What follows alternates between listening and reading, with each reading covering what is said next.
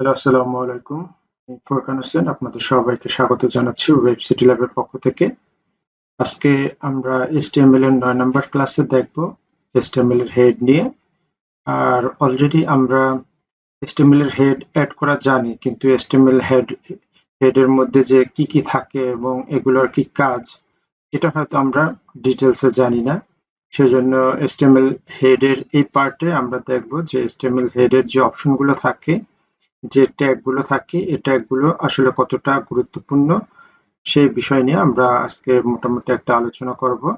তো প্রথমে আমরা দেখি যে HTML হেডের মধ্যে সাধারণত কি থাকে।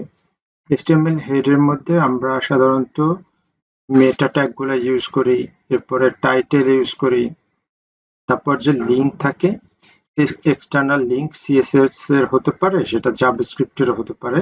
সেই এক্সটার্নাল যে লিঙ্ক গুলো থাকে সেটাও আমরা কিন্তু এই হেড এর মধ্যে ইউজ করি। এরপরে আমরা ইউজ করি যে বেজ ইউআরএল, যদি আমরা ডিফাইন করে দিই যে এটা হবে বেজ ইউআরএল। এই বেজ ইউআরএল ডিফাইন করার জন্য কিন্তু HTML হেড এর মধ্যে একটা কোড লিখতে হয়, যে বেস, তারপরে রেফারেন্স দিতে হয়, ওয়েবসাইটের যে নামটা হবে বেজ ইউআরএল সেটা দিতে হবে। আর এরপরে আমরা ইউজ করি হেডের মধ্যে স্টাইল, যে স্টাইলগুলো হবে কাস্টম স্টাইল যে আমরা অ্যাড করি, সেটাও আমরা এই হেডের মধ্যে এভাবে করে দিতে পারি। এরপরে যদি আমরা কোনো জাভাস্ক্রিপ্ট ইউজ করি, কাস্টম জাভাস্ক্রিপ্ট, সেটাও আমরা এখানে হেডের মধ্যে দিতে পারি।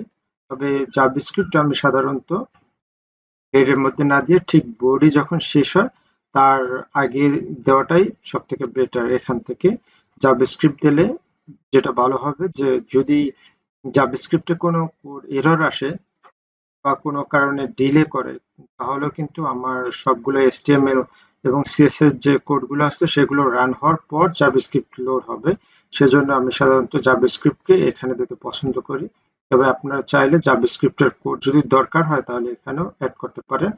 তো এই বিষয়গুলোর মধ্যে এখানে আমরা প্রথমে তো আমরা মেটা দেব, তারপরে টাইটেল অ্যাড করব এবং এক্সটার্নাল সিএসএস এর যে লিঙ্ক গুলো থাকবে সেইটা অ্যাড করব। আর এখানে কিন্তু আমরা অলরেডি যে কিভাবে ফেভিকন অ্যাড করতে হয় সেটা দেখিয়েছি। ফেভিকনটাও সাধারণত এই হেডের মধ্যে থেকেই অ্যাড করতে হয়। তো এভাবে আমরা এই বিষয়গুলো খেয়াল রেখে HTML এর হেড অপশনটা তৈরি করব। তবে এখানে মেটার ডেসক্রিপশনের জন্য এখানে মেটার কয়েকটা খুবই গুরুত্বপূর্ণ মেটা আছে যেগুলো অবশ্যই অ্যাড করতে হবে। যেমন হলো ক্যারেক্টার সেট।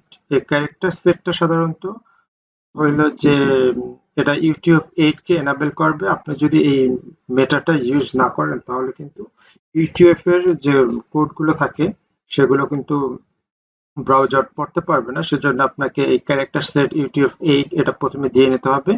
এরপরে যে HTTP এই যে কোডটা মেটাটা ইউজ করা হয়েছে, এটা সাধারণত যে পুরানো ভার্সন আছে এইডস বা ইন্টারনেট এক্সপ্লোরার, এইটার জন্য এই কোডটুকু এই মেটাটা ইউজ করতে হয়। এটা ইউজ করলেও চলে। আর যদি চান যে আপনার কোড পুরানো যেসব ইন্টারনেট এক্সপ্লোরারের যেসব ভার্সন আছে সেগুলোতে চলার দরকার নেই, তাহলে আপনি এই কোডটুকু ইউজ না করলেও চলে। মেটার যে ভিউপোর্ট যে কোডটুকু আছে এটা খুবই ইম্পর্টেন্ট, কারণ এটার সাথে কিন্তু আপনার কোডের যে একটা রেসপন্সিভনেস এর যে ব্যাপার সেটা কিন্তু এই মেটা ভিউপোর্টের সাথে জড়িত। এবং এইটা যদি আপনি ইউজ না করেন তাহলে কিন্তু গুগলের যে সার্চ কনসোল আছে এটাও কিন্তু আপনাকে একটা প্লান্টি দেবে, এবং সেখান থেকেও কিন্তু আপনার এসইও র্যাঙ্কিং এর জন্য খুবই ইম্পর্টেন্ট একটা বিষয় যে মেটা নেম ভিউপোর্ট যে এই কোডটুকু।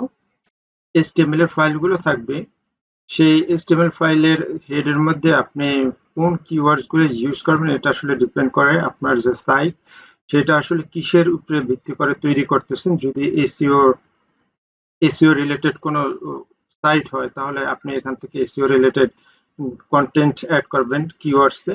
অথবা যদি এটা আপনার কোনো সার্ভিস হয় তাহলে সার্ভিস রিলেটেড যেগুলো আপনার কিওয়ার্ড আছে সেই কিওয়ার্ড গুলো আপনি এখানে কমা কমা দিয়ে এক একটা কিওয়ার্ড অ্যাড করবেন। আর এই কিওয়ার্ড গুলোর উপরে ভিত্তি করে কিন্তু গুগল আপনার সাইডের এসইও র্যাঙ্কিং গুলো চেক করবে। আর এখানে আপনি সুন্দর একটা মেটা ডেসক্রিপশন দেবেন, যে মেটা ডেসক্রিপশনটা আমরা সাধারণত ইয়োস্ট এসইও এর মাধ্যমে যে ওয়ার্ডপ্রেসে দিয়ে থাকি সেটা কিন্তু আপনি এখানে HTML এর মাধ্যমে এভাবেই খুব সহজেই অ্যাড করতে পারবেন। এরপর আপনার যদি চান যে অথরের নেম ইউজ করবেন, আপনি যদি কোনো ব্লগ সাইট তৈরি করেন তাহলে আপনি অথরের নেমও দিতে পারেন। আর যদি আপনার কোনো ব্লগ সাইট না হয়, সেটা কোনো কর্পোরেট সাইট হয়, তাহলে এই মেটাটার দরকার নেই। এটা হইলো যে ব্লগ সাইটের জন্য সাধারণত এই মেটাটা ইউজ করতে হয়। এরপর হইলো যে আপনার টাইটেল, আপনি যে পেজটা তৈরি করবেন সেই পেজটার মধ্যে টাইটেলটা কি হবে, যে টাইটেলটা আমরা সাধারণত, এখানে আমি একটা ইমেজ স্ক্রিনশট দিয়ে রেখেছি। এটা হলো যে এই পেজগুলোর টাইটেল। যেমন আমি কিন্তু আমার এখানে টাইটেল দিয়েছিলাম ডকুমেন্টস। এই ডকুমেন্টসটা টাইটেল দেওয়ার কারণে এই ডকুমেন্টসের আমি যে স্ক্রিনশটটা তুলেছি এখানে কিন্তু এই ডকুমেন্টসটা আসতেছে ওইখানে টাইটেলটা দেওয়ার কারণে। যদি আমি অন্য কিছু লিখতাম যে HTML টিউটোরিয়াল, তাহলে কিন্তু এখানে HTML টিউটোরিয়ালটাই শো করতো। আর আমি যে এখানে এই ফেভিকনটা দেখতেছেন, এই ফেভিকনটাও কিন্তু এখানে আমি এই যে ফেভিকনটা অ্যাড করেছি এটার কারণে ওইখানে ওই ফেভিকনটা শো করতেছে। সুতরাং আমরা কিন্তু এভাবে ফেভিকনও হেড এর মধ্যে অ্যাড করব। আর স্টাইল শিটের জন্য আমরা কিন্তু এখান থেকে এই যে এভাবে লিঙ্কের মাধ্যমে এক্সটার্নাল স্টাইল শিট ইউজ করতে পারি।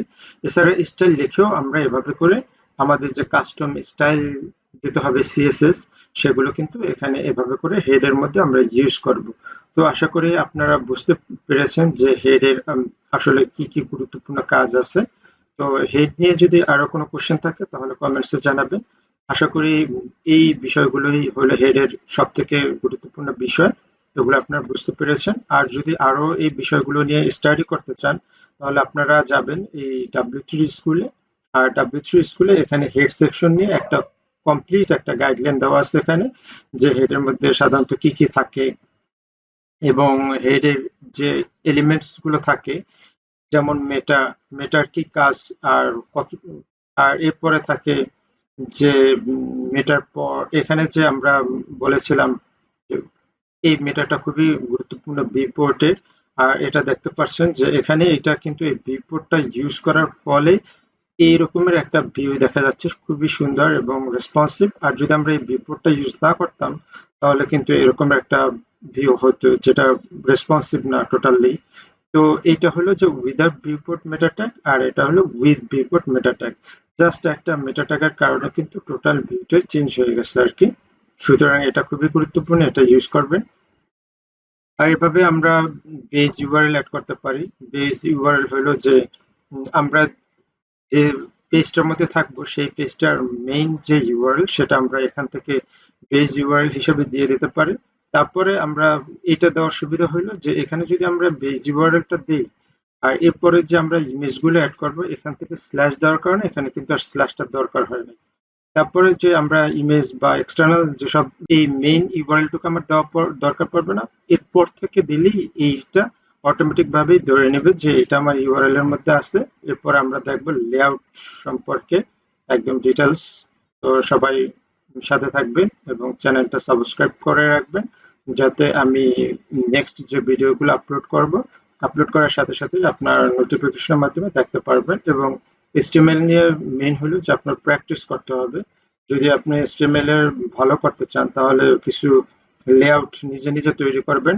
আর লেআউট কিভাবে তৈরি করবেন আমরা নেক্সট এপিসোডেই দেখবো, যে কিভাবে লেআউট তৈরি করতে পারেন এবং রেসপন্সিভ লেআউট কিভাবে তৈরি করতে পারেন, এই বিষয়গুলো আমরা খুব ডিটেলসে দেখবো। তো ততক্ষণ আমাদের সাথেই থাকবেন। ধন্যবাদ সবাইকে।